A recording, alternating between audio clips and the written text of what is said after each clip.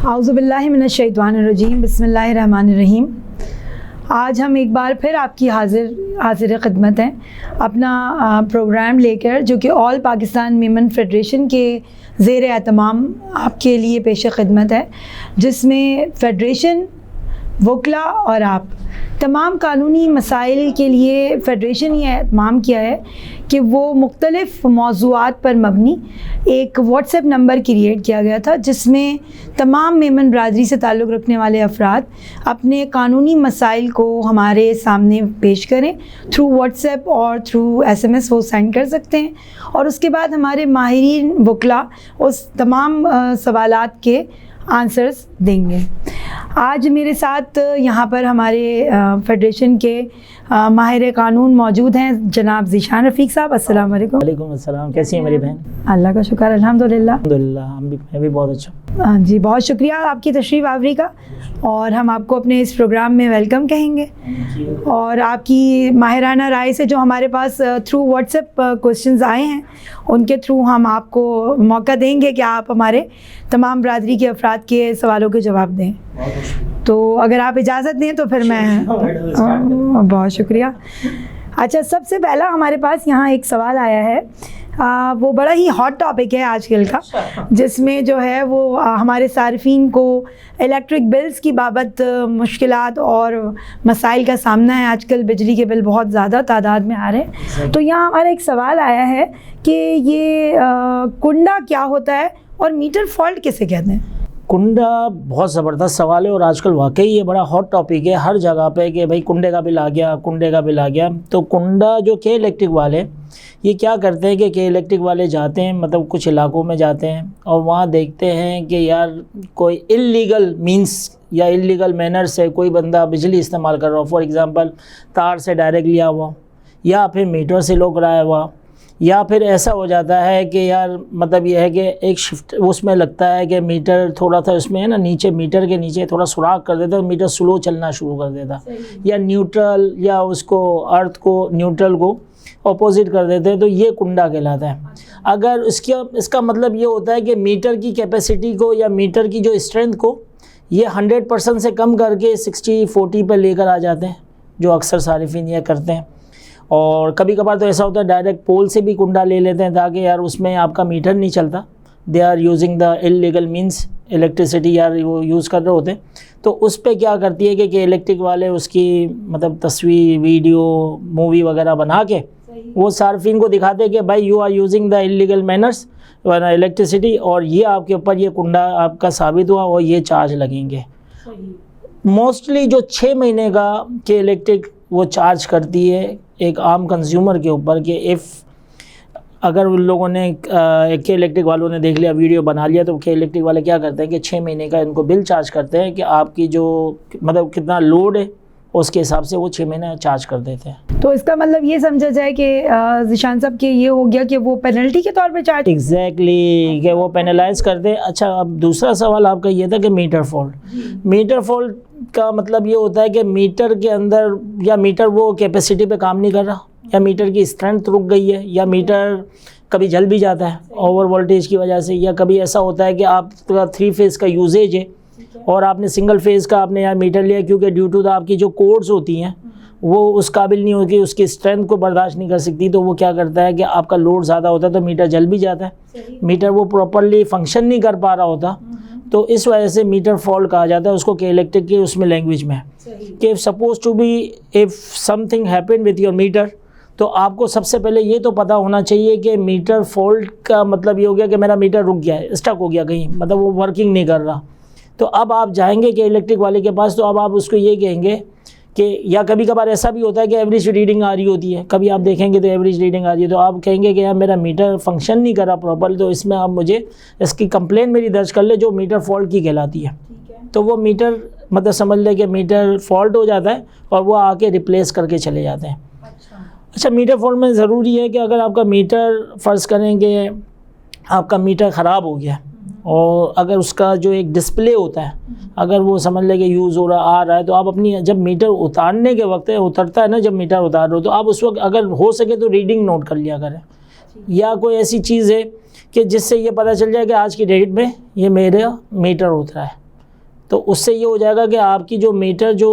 आपके पास बिल आएगा, तो वो जो बिल है, जो मीटर जो आखिरी में जो रीडिंग उतरी है ली है, उसका बिल आपको ये अंदाज़ा होगा कि मेरे यार ये इतनी मतलब रीडिंग पे मेरा मीटर उतरा था और अब ये नया मीटर ये अभी मतलब एग्जीक्यूट हुआ है, तो उस मतलब उसका जो डिफरेंस है वो आपको उसमें आ जाएगा। बहुत अच्छी आपने बात यहाँ हमारे नाज़रीन को बताई, क्योंकि उमूमन ऐसा नहीं होता कि सार्फिन जो है वो अपने मीटर्स की रीडिंग को कैलकुलेट करें या उसको नोट करें। तो ये आपने बहुत अच्छा हमारी जनरल पब्लिक को एक अवेयरनेस दी है कि वो अपने मीटर की जो रीडिंग्स होती हैं उनको वो नोट करें, ताकि जब भी वो कोई कंप्लेन करें तो वो उससे मीटर फॉल्ट की कंप्लेन को एक्नॉलेज करवा सकते। तो होता है कि यार जब मीटर एवरेज रीडिंग भी आती है, मीटर रीडिंग प्रॉपर नहीं देते अक्सर। अब तो आप देख रहे होंगे कि यार के इलेक्ट्रिक वाले क्या कर रहे हैं कि अब जो मीटर की जो तस्वीर है, जो रीडिंग की तस्वीर होती है वो बिल्स के ऊपर आ रही है। एग्जैक्टली। और कभी कभार ऐसा होता है तो हमें यार मेक श्योर भी करना चाहिए कि वो जो बिल पे आ रही हैं या कभी नहीं आ रही तो हम जाके एक दफ़ा चेक कर लें वो मैच हो रही है नहीं हो रही। क्योंकि आजकल आपको पता है कि के इलेक्ट्रिक में जब स्लैब चेंज हो रहे हैं ना तो रेट्स भी बहुत अब है ना मतलब एक्स्ट्रा मतलब हाइक हो गए। अब वो सब इसकी वजह से आपको बहुत परेशानी हो जाती है कि अगर आपका स्लैब चेंज हो गया, for example you are using the 200 units in your normal capacity, और अब फ़र्ज़ करो कि आपने 300 का स्लैब क्रॉस कर दिया, तो अब उसके जो रेट्स हैं वो बहुत मतलब चेंज हो गए हैं। तो इसी से हम सब आजकल शिकार हो रहे हैं। एग्जैक्टली। जैसे यूनिट्स हम ज़्यादा कंज्यूम कर रहे हैं तो हमें बिल भी उतने हिसाब से देना पड़ा। बिल्कुल आपने सही बताया। अच्छा, यहाँ पर हमारे एक और इसी से रिलेटेड आपका क्वेश्चन हमारे पास आया हुआ है कि जो इंडस्ट्रियल और एनटीएन होल्डर चार्जेस हैं, जीएसटी और एनटीएन जो होता है, वो इंडस्ट्रियल सार्फिन उससे किस तरह इस्तेफ़ादा हासिल कर सकते हैं? बिल्कुल, ये तो बहुत ज़बरदस्त चीज़ है। और अक्सर मैंने इंडस्ट्री आजकल में क्योंकि इलेक्ट्रिक की जो प्रैक्टिसिंग चल रही है हम लोगों की और हम इसमें देख रहे हैं, या जो इंडस्ट्रियल जो कंज्यूमर है they can use the what ever the sale tax registration number और एनटीएन नंबर। इफ़ अगर इन लोगों ने एनटीएन नंबर अपना उसमें बिल्स के ऊपर मेंशन करवा लेते हैं जो कि रजिस्टर्ड है आपका एपीआर के थ्रू या सेल टैक्स में आपका रजिस्टर्ड है, तो आपको जो एक्स्ट्रा टैक्स देना पड़ता है, एक्स्ट्रा जीएसटी देना पड़ता है कि फॉर एग्जांपल करंटली इस मतलब 18% प्रिवेलिंग इन द कराची या इन द पाकिस्तान ना, अब आपको इसके ऊपर के इलेक्ट्रिक अदर भी अगर आप रजिस्टर्ड नहीं है और आप उसमें फाइलर नहीं है, मतलब अगर आपने अपना वो जीएसटी नंबर अपना अपडेट नहीं करवाया बिल के ऊपर, आजकल एनटीएन नंबर ही हो गया, तो एनटीएन नंबर आपने अपडेट नहीं करवाया तो you will pay the highest the tax. 3% आप अलग पे कर रही होती हैं, फिर एक्स्ट्रा टैक्स के अलावा फिर आप उसमें जो जीएसटी, एक तो 18% आपसे ले ही है, it will be the adjustable, लेकिन जो 3% है ये आपका एडजस्ट नहीं होता। इसी तरीके से जो दूसरे एक्स्ट्रा जो टैक्सेस है वो एडजस्ट नहीं होते। तो सार्फिन को जो इंडस्ट्रियल और कंज्यूम मतलब कमर्शियल जो सार्फिन है, अगर वो अपना एनटीएन नंबर अगर बिल के ऊपर अगर वो मतलब उसमें अगर पब्लिश अपने गए डेटा में अपडेट करवा दें, तो ये सहूलत है काफ़ी, मतलब ये पैसे बचा सकते, काफ़ी मतलब पैसे बचा सकते हैं साल के। आपने इन्फॉर्मेशन दी है हमारे नाजरीन को कि अगर वो अपना जीएसटी और एनटीएन नंबर अपने करंट के इलेक्ट्रिक के डेटा में एंटर करवा लें तो उनसे ये बहुत बड़ा रिलीफ ले सकते हैं। बहुत अच्छी आपने ये इन्फॉर्मेशन हमारी दी है। बहुत बहुत शुक्रिया आपकी, इतनी माशाल्लाह हाई कोर्ट के हवाले से भी प्रैक्टिस रही है और आप के इलेक्ट्रिक के और फैमिली केसेस सिविल में आपकी प्रैक्टिस रही है, तो उसी मुनासिबत से हमारे पास सवालात भी मौजूद हैं। अच्छा ज़ीशान साहब, मुझे एक ये बताइएगा कि प्रॉपर्टी के हवाले से भी आपकी माशाल्लाह प्रैक्टिस है, तो आप मुझे बताइए कि अगर कोई बायर है और वो प्रॉपर्टी परचेज़ करना चाहता है, लेकिन चूँकि अप्रॉक्सीमेटली जो उसकी प्रॉपर्टी का कवर्ड एरिया होता है एज़ पर उससे सेल डीड की मकदार या फीसेस के मकदार का तयन किया जाता है, अगर वो इतना हाई बजट नहीं रखते किसी प्रॉपर्टी को ख़रीदने के लिए, तो ऐसा क्या रिसोर्सेज हो, क्या जनरल पावर उसको ये फैसिलिटी फ़राहम करेगा कि वो अपने नाम पे प्रॉपर्टी ट्रांसफ़र करवा ले, या ऐसा ट्रांजैक्शन का प्रोसेस हो सकता है जो थ्रू जनरल पावर हो जाए? एग्जैक्टली मैडम, ये भी बड़ा ज़बरदस्त क्वेश्चन और ये ज़रा मतलब टेक्निकल क्वेश्चन है कि जनरल पावर ऑफ अटॉर्नी और आपका जो सेल डीड है या कन्वेंस डीड के लें या सबलीज के लें, ये मतलब ये सब ये टाइटल डॉक्यूमेंट्स हैं, they are all title documents. इसमें आपकी ई स्टैंपिंग भी होती है, वैल्यूएशन भी आपकी है, टैक्सेशन भी यार वो जो होता है परचेज़र है वो आपका पे करता है। इसी तरीके से जनरल पावर ऑफ अटॉर्नी जो होती है वो अगर हम एग्जीक्यूटेड बाय द रजिस्ट्रार, सही है। तो उसमें क्या हो जाता है कि पावरी जो होता है उसके पास ये हो जाता है कि उसके पास राइट्स आ जाते हैं कि वो किसी के नाम पर सेल कर दे, ठीक है, किसी के नाम पर अपने सेल डीड वगैरह बनवा दें या टाइटल, एग्जैक्टली मतलब ये है कि टाइटल डॉक्यूमेंट्स ये ट्रांसफ़र कर सकता है, ठीक है। और ये बहुत कम बजट में होता है कि 5,000 का स्टैम्प पेपर होता है एज़ पर वो जो है, और इसके ऊपर क्या बोलते हैं कि जो रजिस्ट्रार की जो कॉस्ट आती है उसमें क्या करते हैं कि for the short period of time कि अगर उसको ऐसा है कि यार मुझे फ़ौरन मुझे कब्ज़ा चाहिए, क्योंकि अक्सर आपको ये पता होता है कि यार मुझे यहाँ से मुझे पैसे आने हैं और मुझे दूसरी जगह जाना है, तो दूसरी जगह मुझे परचेज़ करना है, लेकिन अब मुझे क्या करना है कि यार मुझे अब एग्जीक्यूट भी करना है। और मसला ये है कि कभी कभार बाहर एग्जैक्टली डिलीवरी सॉर्ट आउट करनी है, तो सेल डीड जो है as compare to general power of attorney कम कीमत में और जल्दी हो सकती है, लेकिन उसका एक नुकसान भी है जनरल पावर ऑफ अटर्नी का। अगर for the long period of time अगर आप you will see the general power of attorney, so it's not a title documents, ठीक है। तो अगर आप उसको हम कहते हैं कि जनरल पावर ऑफ अटर्नी, जैसे कि कोई फ़र्ज़ करके मेरा भाई अगर बाहर है और उसके नाम पर अगर कोई सेल डीड है और वो चाहता है कि यार it want to sell the whatever the premises, तो कर सकता है। फिर वो किसी को पावर देकर चले जाए, पावर देके for the time being, short time के लिए क्या एग्जैक्टली। और सेल डीड और जनरल पावर में फ़र्क है आपके? बिल्कुल है। और दूसरा ये है कि दूसरा जो फ़र्क है कि it can not be transfer to the legal heirs. Power आप ट्रांसफ़र नहीं कर सकते, लीगल एयर्स में नहीं चले जाता। अल्लाह ना करे कि आपका अगर जो ऑनर है जिसके नाम पे पोजीशन है वो अगर इंतकाल कर गया या आपका पावरी इंतकाल कर गया, तो पावरी इंतकाल कर गया तो फिर अब आप इसको है ना, आप इसको ट्रांसफ़र नहीं कर सकते किसी और के नाम पे, मतलब इस बिल्कुल हो जाते हैं। तो वहाँ पर भी एक प्रॉब्लम आती है। और अभी एक केस हमारे साथ भी यही चल रहा है, मसला आया हुआ है कि एक जो हमारे साहब है उन्होंने पावर बना ली थी और फिर इंतकाल कर गए। अब मसला ये आ रहा है कि अब वो क्या करें। शुक्रिया बहुत बहुत, आपने बड़े अच्छे तरीके से जवाब दिया। आजकल हमारा हॉट टॉपिक एक और ये भी है कि जो मौजूदा बिजली के बिल आ रहे हैं, तो हमारे एक मेंबर ने बहुत अच्छा सवाल किया है कि कोई कानून ऐसा है जिसमें बिजली के बिलों में रियायत ली जा सकती है या कोई रिलीफ मिल सकता है कानूनी तौर पे? एग्जैक्टली बिल्कुल ये है कि अभी तो आप ये देखेंगे बिजली का बिल्कुल ये आजकल मैं देख रहा हूँ कि हॉट टॉपिक के साथ साथ अभी आप देखेंगे कि हमारी मईशत पे और माशरत में ये दोनों ये बस बिजली चाहिए और एक पेट्रोल चल रहा है एग्जैक्टली। और आजकल आप ये देख रही है कि इतने पैसे आप मतलब यूनिट चार्जेस इतने बढ़ गए हैं कि यार जो एक नॉर्मल जो कंज्यूमर है दे कांट अफोर्ड इट, सही है ना। तो अब ये जो है कि हमारा जो बिजली के बिलों में अब सार्फिन के पास एक नेपरा एक्ट 1990 नेपरा एक्ट हमारा जो मतलब के इलेक्ट्रिक टोटल परफॉर्म करती है, जो के इलेक्ट्रिक है it performance on the behalf of the NEPRA act. उनकी अपनी फिर के इलेक्ट्रिक की अपनी पॉलिसीज़ आ जाती है कि फॉर एग्जांपल उन्होंने अगर किसी को डिस्काउंट देना चाहें तो वो स्कीम्स निकालती हैं, फिर इलाकों में जाती है, फिर बताती हैं। तो बिल्कुल अगर डिस्काउंट देती है और देना अगर फ़र्ज़ करें लेना चाहते हैं तो आपके इलेक्ट्रिक के उसमें जाएँ, IBCs में जाए, इंटीग्रेटेड बिजनेस सेंटर्स होते हैं, उसमें जाएं और अपने बिल को दिखाएं। अगर ऐसा होता है कि कहीं पर उसको रिलीफ मिलना है और रिलीफ मिलना चाहिए, अगर कि इलेक्ट्रिक नहीं देता और उसमें उसकी गलती भी नहीं है, क्योंकि आपको पता है कि कभी कभार ऐसा भी हो जाता है कि जो इदारे वो कहीं ऐसी गलती भी हो जाती है, कभी ऐसा कोई मिस्टेक भी हो गई, फिर हम इसका जो केस जाता है वो सबसे पहले जाता है इलेक्ट्रिकल इंस्पेक्टर कराची। उसमें हम अपना केस सबमिट कर सकते हैं कि ड्यू टू दिस रीज़न मेरे साथ ये मसला हो गया और जबकि मैं इस चीज़ का लायबल नहीं हूँ तो वाई शुड आई पे द एक्स्ट्रा मनी। तो उसमें क्या करते हैं कि यार वो फिर EIK में वो डालते हैं केस, EIK वाले फिर उसकी जो हियरिंग होती है, क्योंकि इसका भी एक प्रोसीजर है पूरा, फिर वो हम जाते हैं कि EIK वाले क्या उसका देते हैं। तो फिर उस वक्त आपकी एक निगोसिएशन का बहुत अच्छा टाइम होता है कि अगर वो चाहे कि वो उसमें अगर निगोसिएशन कर ले, क्योंकि इलेक्ट्रिक के रिप्रेजेंटेटिव भी होते हैं और आप भी होते हो, तो अगर आपको केस अच्छा आता है और आपको पता है कि यार इट्स नॉट माय मिस्टेक और यार ये टोटली यार ये कि मैनिपुलेटेड की गई ये चीज़, तो अब वो के इलेक्ट्रिक वाले क्या करते हैं कि आप उस चीज़ का बहुत आपने डिटेल और बड़ा अच्छा जवाब दिया कि नेपरा एक्ट के तहत जो है वो के इलेक्ट्रिक के जितने भी मामलात होते हैं वो उसी के तहत डील किए जाते हैं। बहुत बेहतरीन तरीके से आपने समझाया। अच्छा, यहाँ हमारा एक सवाल आया है कि अगर कोई किराएदार है तो वो कितने अरसे में ये तयन कर सकता है, वो ये समझ सकता है कि वो अब डिफ़ॉल्टर हो गया, और वो किस तरह से रेंट कंट्रोलर के पास जाएगा, किस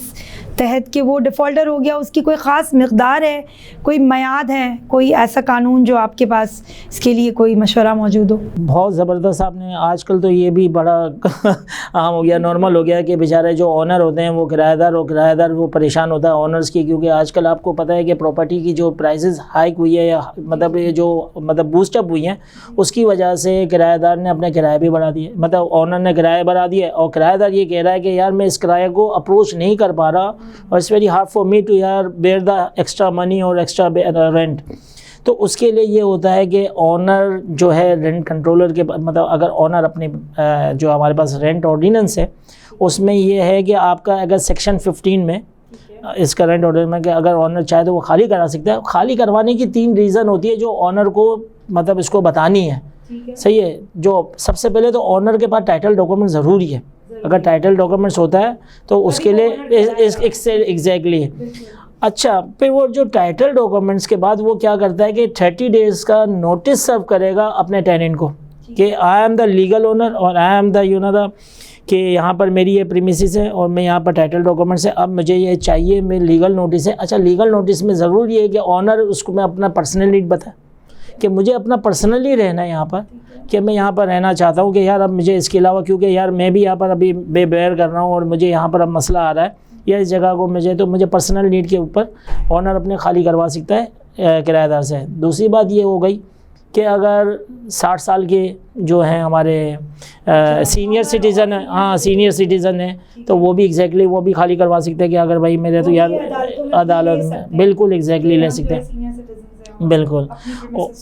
और जो थर्ड वन जो है, जो कि कंस्ट्रक्शन में अगर मसला आ रहा है कि कोई यार ऐसा हो गया कि यार ड्यू टू द कंस्ट्रक्शन और it may be the disaster situation for the tenant, या कोई ऐसी चीज़ आ रही है कि जिसकी वजह से यार आपकी बिल्डिंग्स वगैरह में या कोई ऐसा मसला आ रहा है, नुकसान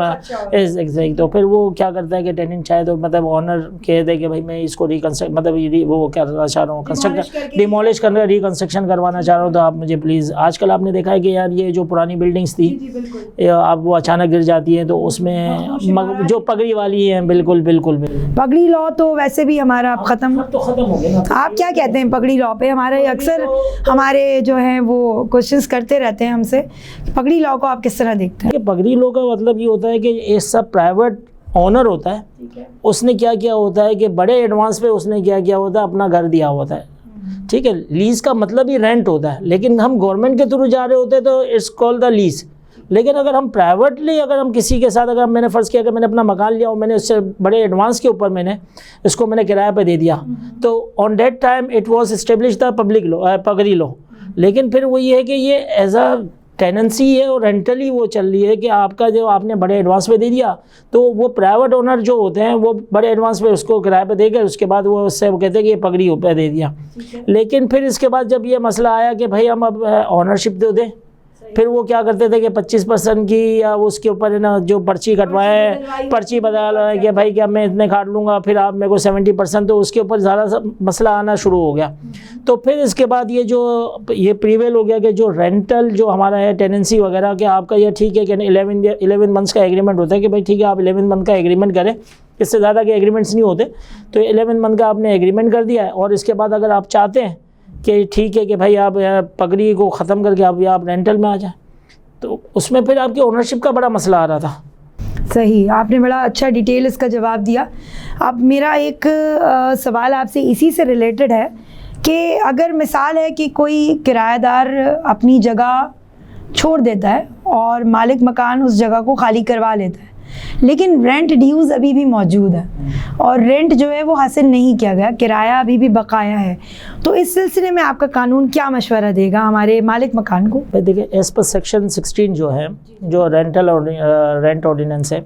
उसके ऊपर कि अगर वो चाहे तो हम मतलब किराया तो जो है मालिक मकान वो अपनी रेमेडी क्लेम कर सकता है कि वहाँ पर अगर हमने किराएदार के ऊपर खिलाफ कर दिया कि यार ये 60 डेज से ओवर चले गया और he is the defaulter one, और हम इस्टेब्लिश भी कर दिया, सही है। अच्छा, किराए के अंदर मैं आपको एक छोटी सी चीज़ भी मैं बता दूं कि किराए के अंदर इंक्लूड होता है आपका इलेक्ट्रिसिटी बिल भी होता है।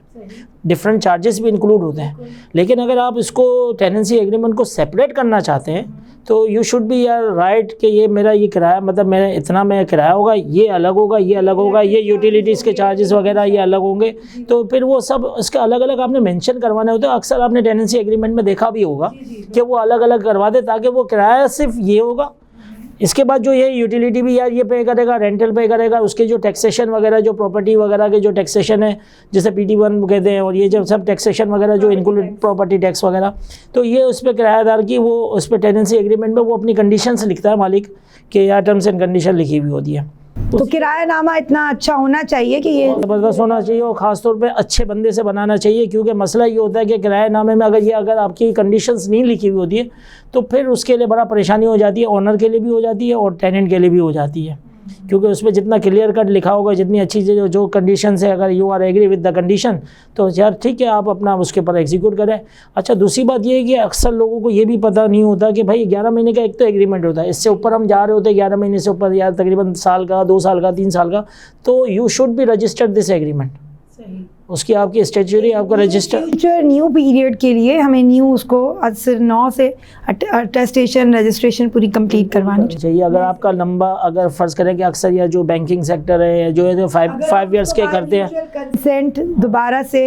रिन्यू करें तो हमें ज़रूरी है कि हम नई शराइत के तहत उसको बनाएं। बिल्कुल सही, ये तो आपने बड़ी अच्छी बात बताई है। और हम जो है वो बहुत अच्छा हमारा ये क्वेश्चन आंसर सेशन रहा जनाब जो है वो ज़ीशान रफ़ीक साहब के साथ। बहुत शुक्रिया आपकी आमद का, और हम अपने प्रोग्राम फेडरेशन वकला और आपसे अब इजाज़त चाहेंगे। इंशाल्लाह अगले प्रोग्राम के साथ फिर हाज़िर ख़िदमत होंगे। बहुत शुक्रिया, फ़ी अमानिल्लाह।